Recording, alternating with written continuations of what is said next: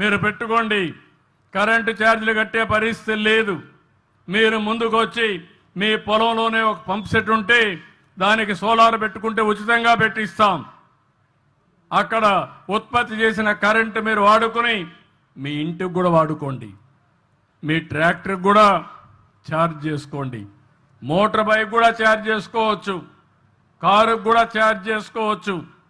అంటే రాబోయే రోజుల్లో ఎక్కడికి పోవాలన్నా ఖర్చు లేకుండా దర్జాగా పోయే విధంగా మిమ్మల్ని తయారు చేయాలనేది నా ఆలోచన అని చెప్పి కూడా నేను మీకు తెలియజేస్తున్నా.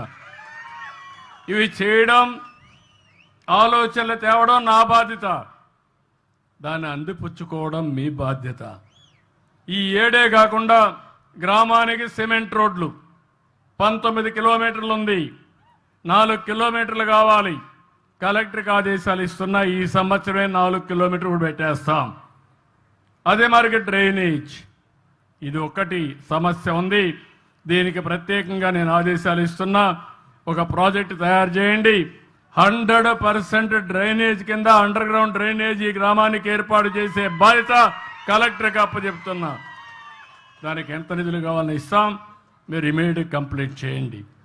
అదే సమయంలో స్ట్రీట్ లైట్స్ ఉన్నాయి, 356 ఉన్నాయి. ఇంకో పక్క సాలిడ్ వేస్ట్ మేనేజ్మెంట్ కింద మొత్తం వేస్ట్ కాంపోస్ట్ ప్లాంట్ అప్పుడే పెట్టా. ఇంటింటి కాడ చెత్త కలెక్ట్ చేస్తున్నారు.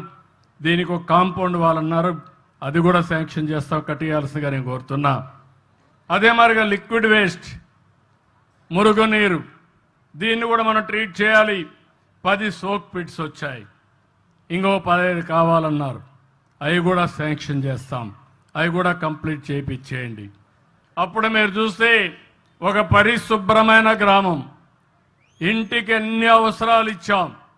ఇంకా మీకుండేది ఆదాయాన్ని పెంచుకోవాలి, జీవన ప్రమాణాలు పెంచుకోవాలి. దానికోసం ఇప్పుడు మార్గదర్శులు తెచ్చాను. బంగారు కుటుంబాలను ఐడెంటిఫై చేశాం. గ్రామాన్ని అభివృద్ధి చేస్తాం. 2047కి ఏ గ్రామం ఎక్కడుండాలనో, ఏ సచివాలయంలో ఏ కార్యక్రమాలు చేయాలనో ఒక నిర్దిష్టమైన ఆలోచనతో వస్తాం.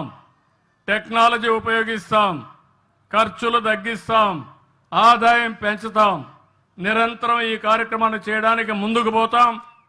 ఇది మీరందరూ అర్థం చేసుకొని ఊర్లో ఉండే వాళ్ళందరూ ఒకటే కోరుతున్నా. మీరందరూ కష్టపడుతున్నారు.